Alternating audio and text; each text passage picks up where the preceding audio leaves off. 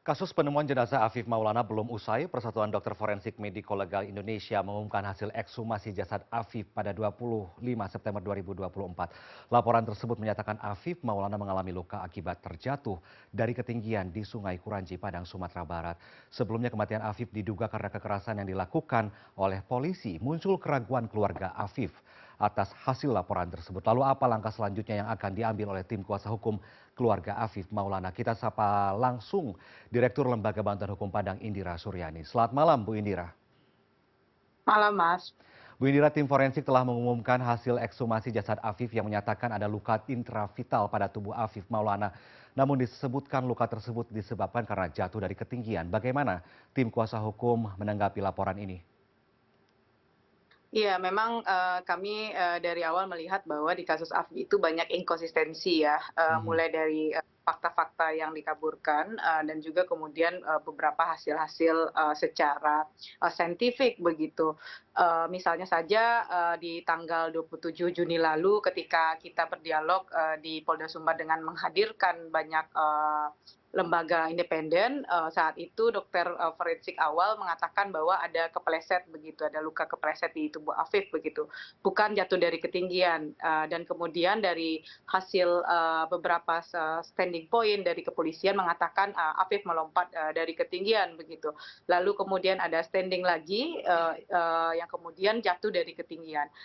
Kami lihat memang ada inkonsistensi yang kemudian selalu muncul di kasus Afif begitu, bukan hanya soal Mhm. fakta-fakta Mhm. kami ungkap, tetapi juga hasil saintifik yang kemudian dibicarakan di depan publik begitu. Tetapi yang kami garis bawahi adalah memang situasinya tidak ada dokumen terbuka yang bisa diberikan kepada keluarga yang itu sudah kami akses sejak tanggal 20 Juni 2024 lalu. Janji CCTV, janji hasil otopsi, termasuk janji hasil ekshumasi itu dijanjikan kepada pihak keluarga tetapi kami tidak mendapatkan sehingga kami memperoleh harus melakukan advokasi panjang, melaporkan ke lembaga terkait seperti Ombudsman dan juga Komisi Informasi Publik di Sumatera Barat begitu. Mhm. Mhm. Mhm. Bu Indira, yang menjadi pertanyaan besar adalah apakah Afif meninggal sebelum jatuh ke sungai alias di darat atau setelahnya alias di air. Ini yang harus diurai secara jelas apakah pihak keluarga Afif masih tetap berpegang pada fakta bahwa Afif mendapat perlakuan kekerasan dari oknum polisi. Ini tentu terkait dengan keterangan sejumlah saksi yang sebelumnya melihat kondisi tubuh Afif pasca otopsi pertama ya. Ada beberapa tanda memar trauma pada tubuh Afif yang serupa dengan memar yang terdapat pada saksi lain yang diduga mengalami penyiksaan juga begitu. Iya, memang dari awal kami sebenarnya kan ingin PDFMI itu menjelaskan sampel per sampel begitu. Ada 16 jaringan yang diambil dan 3 jaringan tulang yang diambil. Kita ingin menjelaskan sampel per sampel, mana yang bertemu, mana yang tidak bertemu begitu. Mhm.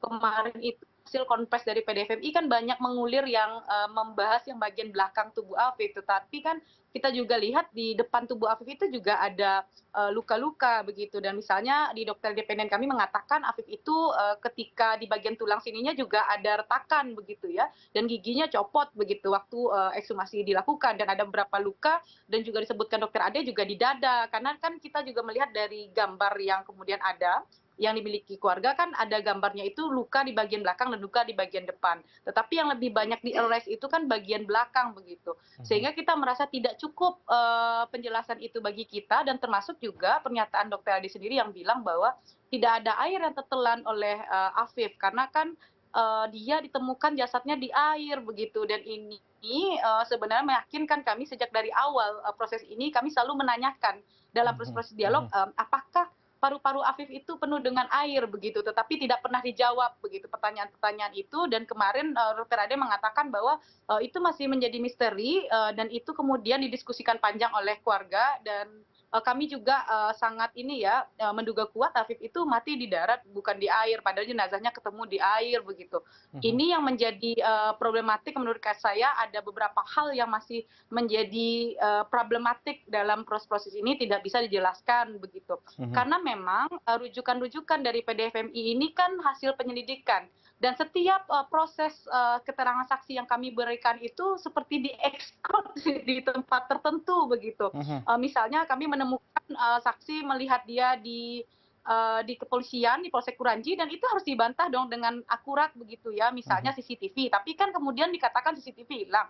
Lalu kemudian kami punya saksi yang kemudian dia melihat Afif Maulana itu bertemu 3 orang polisi di jembatan sebelum kemudian dia tidak diketahui lagi keberadaannya begitu. Itu sudah kami bawa ke kepolisian, tetapi hal-hal ini di-exclude begitu, dan padahal apa yang kami bicarakan itu, yang kami hadirkan sebagai saksi itu juga cocok dengan harmonis ya dengan hasil video yang di-share oleh Ditsamapta yang juga di-take down begitu. Mhm Tetapi mhm. seolah kemudian apa yang kami munculkan, apa yang kemudian kami ingin buktikan itu di-exclude di ruang tertentu, dan pembuktian-pembuktian yang menguntungkan pihak kepolisian saja yang diungkap keluar begitu. Itu yang menjadi problematik, dan ini kan proses PDFFI mengambil kesimpulan itu kan juga mengacu kepada keterangan saksi anak A.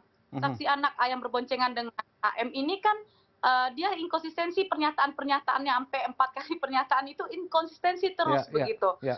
Dan ini kan data-data, bagaimana mungkin misalnya keluarga bisa percaya dari data-data tersebut, apalagi sampai saat ini janji-janji yang diberikan kami itu tidak pernah diberikan begitu. CCTV, salinan otopsi awal, termasuk salinan ekshumasi belum saat ini kami terima begitu. Padahal itu sudah dijanjikan loh dari jauh-jauh hari dan kami dilupakan begitu. Makanya Mhm. keluarga merasa kalau memang proses penyelidikan ini fair dan clear terhadap kasus anak mereka, kenapa semua dokumen itu tidak bisa mereka lihat? Karena mereka tentu saja punya praduga-praduga, punya prasangka yang itu dilihatkan dari fakta-fakta yang mereka lihat dengan nyata, dengan panca inderanya. Bagaimana mungkin menganulir fakta-fakta tersebut Ya begitu? ya. Kecuali itu tidak terlihat begitu ya. Ya, ya. Dari informasi terbaru yang saya dapatkan, tim advokat anti penyiksaan mengeluarkan pernyataan pada Sabtu 28 September kemarin begitu ya. Disebutkan keterangan lisan dari tim forensik tidak memenuhi syarat kecukupan dan keakuratan sebagai laporan hasil ekshumasi atas jenazah Afif. Tidak dijelaskan juga perihal hasil analisis 16 sampel jaringan lunak dan 3 sampel tulang yang diambil dari jenazah. Apa langkah tim kuasa hukum dari keluarga Afif Maulana selanjutnya nih? Apakah akan mengadu kemana atau seperti apa? Karena sebelumnya di beberapa bulan lalu sempat keluarga Afif mengadu ke DPR ya, karena memang ternyata dugaan mereka karena Afif disiksa ini tidak ditemukan juga siapa yang dapat disangkakan, oknum polisi petugas mana yang menyiksa Afif begitu. Keluarga ingin melakukan apa lagi nih setelah ini, Bu Indira? Iya, jadi memang keluarga ingin mendapatkan semua salinan, Mas. Mhm, Sebenarnya sejak tanggal 26 Juni kami sudah mengupayakan itu, tetapi memang hambatan struktural dari kepolisian yang tidak mau memberikan itu kepada mhm, keluarga Afif begitu. mhm, Mulai dari salinan CCTV yang dijanjikan tanggal 26 Juni ketika aksi di di depan Kapolda Sumbar, dan kemudian juga hasil otopsi yang juga dijanjikan, dan juga hasil ekshumasi yang dijanjikan sebelum Afif kita ekshumasi pada malam hari di RSUPM Jamil. Tetapi ketika kami mengirimkan surat tertulis, itu tidak digubris sama sekali begitu. Dan ini yang menjadi problematik ya bagi kami. Memang situasinya kan terduga dalam perkara ini adalah kepolisian, dan mhm, kepolisian adalah penyidik begitu ya dalam mhm. kasus ini. Tentu saja jiwa korps itu dengan ini tentu saja dengan beberapa problem yang kami hadapi, merasa bahwa ada sesuatu yang Ya, tidak fair begitu, ada sesuatu yang ya, ya. ditutupi. Dan ini yang kemudian menjadi problematik di kasus Afif Maulana, tidak hanya di kasus Afif Maulana, tetapi memang kasus-kasus yang polisi diduga menjadi terduga atau tersangka dalam kasus ini kan seringkali ada proses menutupi informasi dan tidak bisa didapatkan informasi itu secara akurat.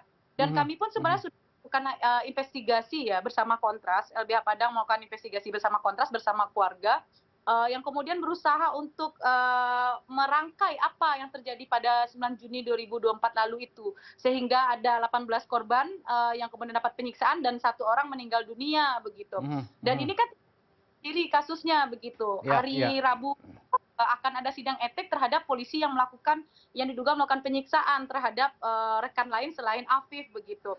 Nah, ini Mhm, kan praduganya kuat begitu. Jadi bukan sesuatu yang kami tidak punya bukti otentik, kami tidak punya cerita atas peristiwa itu, kami tidak menemui saksi, tetapi memang kami bukan polisi yang bisa ya. pro justisia dalam proses itu. Tetapi kami selalu melakukan upaya kooperatif terhadap kepolisian untuk itu, dan kami akan berupaya untuk segera mendapatkan hasil informasi Mhm, apapun yang dibutuhkan keluarga, dan polisi harusnya terbuka dengan ya. situasi itu. Be Rasa memang sudah fairness, sudah independen, ayo buka, kasih semua ke keluarga, kasih ke kuasa hukum. Mari kita kemudian juga membicarakan apa yang terjadi pada 9 Juni itu tanpa ada yang ditutupi. Ya, Bu Indira, ini ada kesan bahwa keluarga Afif Maulana sendiri ini sebagai pihak yang melaporkan begitu, ada intimidasi atau ancaman dari pihak tertentu begitu? Atau selama ini ya sudah jalan saja seperti biasa? Iya, kalau masalah ancaman ya namanya juga, problematiknya berlawanan dengan instansi ya, Mas. Pasti ada, situasi-situasi yang kemudian, bisa mengancam keluarga, tetapi hingga saat ini keluarga solid untuk mencari keadilan bagi anaknya, dan, tentu saja itu, bagi mereka proses perjuangan keadilan terhadap anaknya belum selesai, Ya. dan mereka akan tetap, melanjutkan proses-proses itu. Baik, baik. Semoga tim forensik atau kepolisian segera membeberkan hasil pemeriksaan secara lengkap ya. Kemudian juga pihak keluarga semakin menemukan titik terang bagaimana seorang Afif Maulana bisa meninggal begitu. Terima kasih banyak Direktur LBH Padang Indra Suryani telah bergabung bersama kami di CNN Indonesia Prime News. Selamat malam Ibu. Selamat malam, Mas Victor.